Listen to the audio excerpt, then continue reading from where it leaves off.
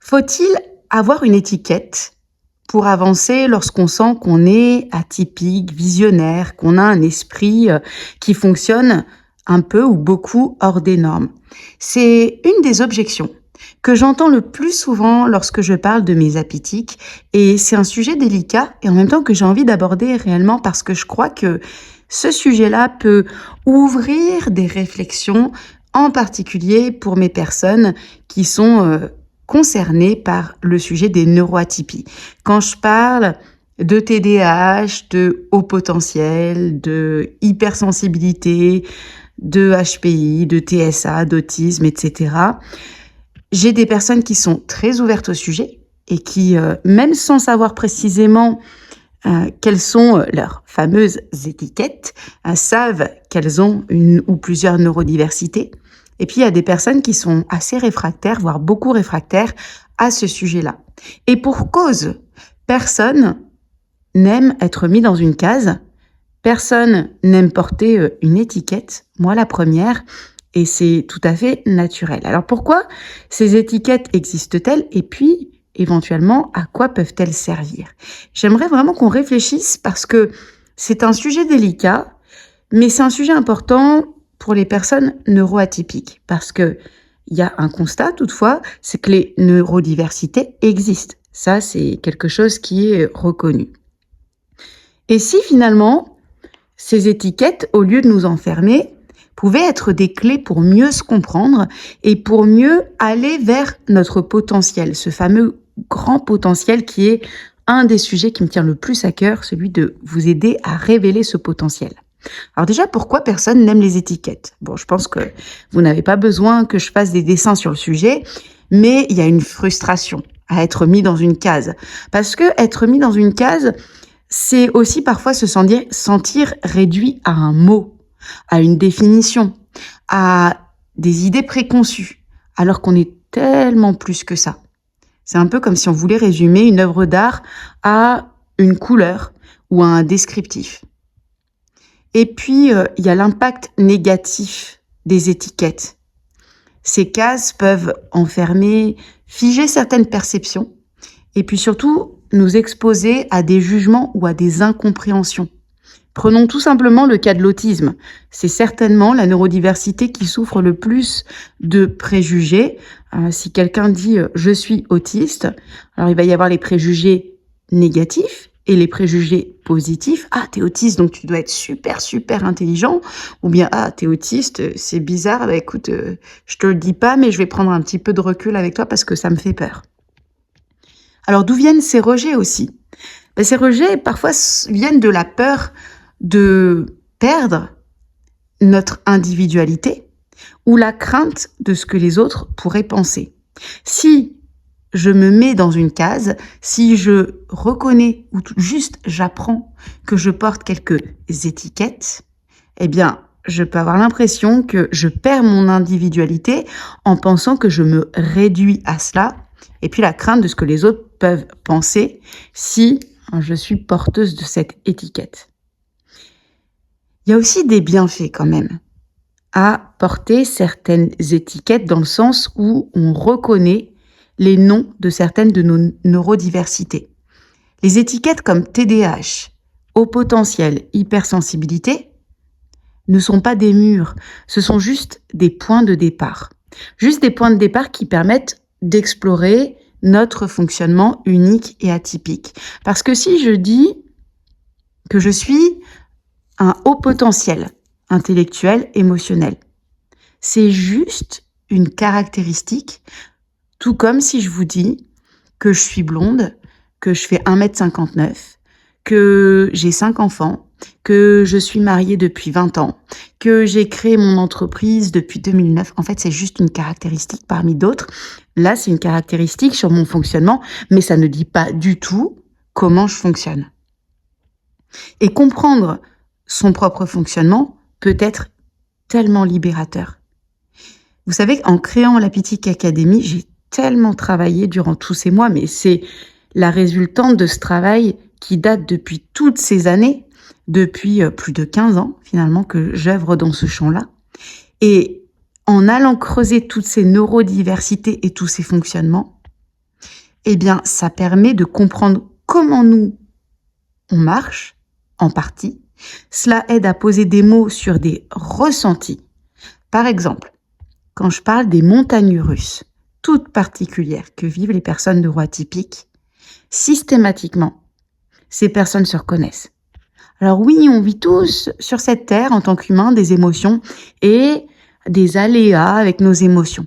Mais les montagnes russes, toutes particulières, que vivent les neuroatypiques, les hypersensibles, les questionnements existentiels et profonds que vivent les hauts potentiels intellectuels et les autistes, l'esprit qui part dans tous les sens, en arborescence, des personnes avec TDAH. Et ce ne sont juste que de toutes petites illustrations pour chacune de ces neurodiversités. Systématiquement, les personnes concernées savent de quoi on parle. Donc ça aide à poser des mots sur des ressentis, sur des faits, de choses que l'on vit, et à identifier derrière nos forces, nos défis, et à trouver des solutions adaptées, mais pas parce que ce sont des problèmes, juste parce que c'est un fonctionnement. On n'est pas livré avec la notice au démarrage, et ça peut nous aider à trouver notre propre carte de route. En fait, c'est un peu comme recevoir une carte au trésor. Quand on découvre nos neurodiversités, vous n'êtes pas obligé de suivre le chemin précis exact, mais en tout cas, quand vous savez avec cette carte que vous pouvez faire, vous savez aussi où creuser pour trouver vos pépites. Et moi, j'ai une conviction, après elle peut être discutable, je pense précisément que c'est là où sont nos diversités que sont aussi nos trésors. Pourquoi est-ce qu'on a un intérêt à creuser son fonctionnement ? Eh bien, creuser, c'est aller au-delà de l'étiquette pour mieux comprendre en quoi on est unique. Ça peut vraiment transformer une difficulté perçue en un atout. Par exemple, les personnes qui sont hypersensibles, souvent le perçoivent comme une faiblesse. Parce que la société, j'en ai déjà parlé précédemment, ne renvoie pas tellement, en tout cas dans notre culture, l'hypersensibilité pour toutes ses richesses, en termes d'intuition, de connexion, de perception. Et le fait de connaître ce qui nous caractérise peut changer la perception qu'on en avait lorsqu'on comprend aussi le fonctionnement qu'il y a derrière. Un TDAH qui comprend qu'il est orienté par l'intérêt peut créer des environnements dynamiques qui vont lui permettre d'exceller. En fait, il va choisir des voies qui correspondent à son fonctionnement. Un hypersensible qui apprend à canaliser ce qui se passe derrière ses émotions peut révéler un leadership de folie, un leadership qu'il n'aurait jamais pensé avoir, parce qu'en général, les hypersensibles ne font pas le lien entre l'hypersensibilité et le leadership. Souvent, les hypersensibles ne se voient pas comme des leaders. Or, beaucoup d'hypersensibles ont cette capacité, ce potentiel, justement, qui n'attend qu'à être révélé, d'être un leader empathique.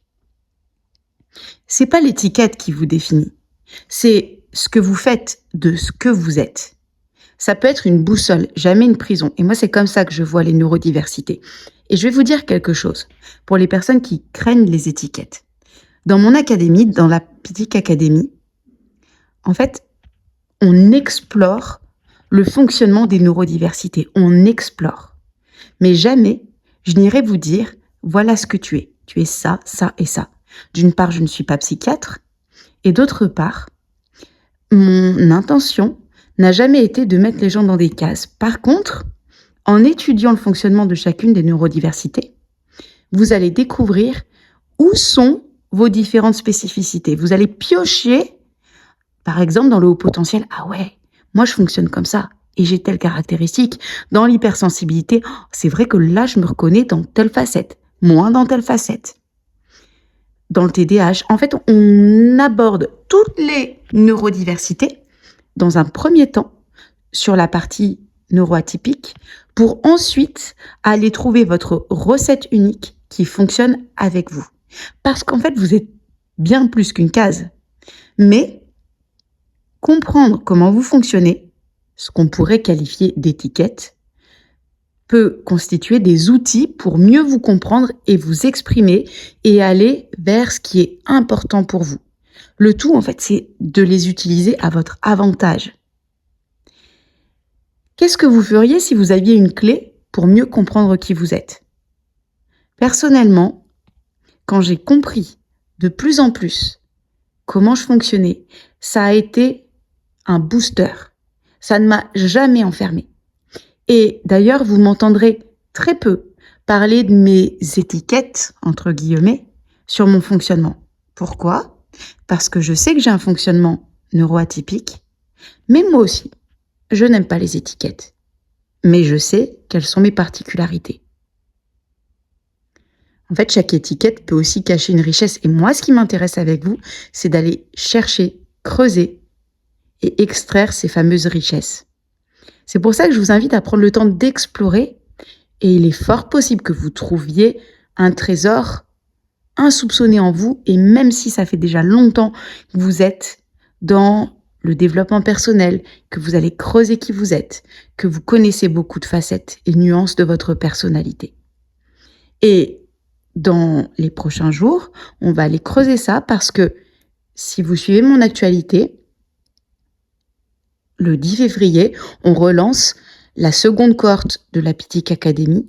Et si vous sentez qu'il est grand temps pour vous d'aller apporter une transformation, un élan, une impulsion à votre vie personnelle, professionnelle, relationnelle, financière, environnementale, en fait, quel que soit le domaine ou les domaines pour lesquels vous vous dites « là, je veux un vrai changement », je peux vous assurer que la Pythique Academy, c'est un espace de transformation où on dépasse tellement les étiquettes. Par contre, on va creuser vos nuances et comment vous fonctionnez de façon pratique, parce qu'à la fois, vous avez mes coachings, les coachings axés sur les outils de développement personnel et de coaching et de transformation, d'évolution, de dépassement de tous les freins et les blocages qui peuvent exister. Et on va étudier les facettes de vos neurodiversités, de vos spécificités, pas que sous l'angle d'ailleurs des neurodiversités, mais de votre fonctionnement unique, atypique. Et vous bénéficiez de mon accompagnement en live coaching pour aller vers vos objectifs précis. Donc, c'est un parcours à 360 où vous êtes accompagné en prenant en compte qui vous êtes. Il me semblait important d'apporter des éclaircissements sur ma considération des cases et des étiquettes parce que nous sommes des êtres humains et que, dans tous les cas, même parmi les personnes qui sont concernées par le thème de la neurodiversité, il y a autant de TDAH que de personnes TDAH, il y a autant d'autistes que de formes d'autisme, il y a autant de HPI que de personnes HPI. On est tous uniques, mais c'est vrai que ces facettes, elles concernent quand même certaines catégories de personnes et quand on l'accepte, en fait, on accepte que c'est comme lorsqu'on est blond, lorsqu'on mesure 1m59, lorsque tous ces exemples que je vous ai donnés en introduction. J'aimerais bien lire vos réactions parce que c'est un débat que je comprends complètement. Je suis très ouverte à partir du moment où on le fait dans le respect et dans l'ouverture des uns et des autres. Donc n'hésitez pas à me donner votre ressenti sur le sujet et si vous sentez que ce thème est pour vous, eh bien vous êtes les bienvenus dans la prochaine cohorte de la Pythique Academy. N'hésitez pas à me contacter directement. À très vite dans Happy Coaching.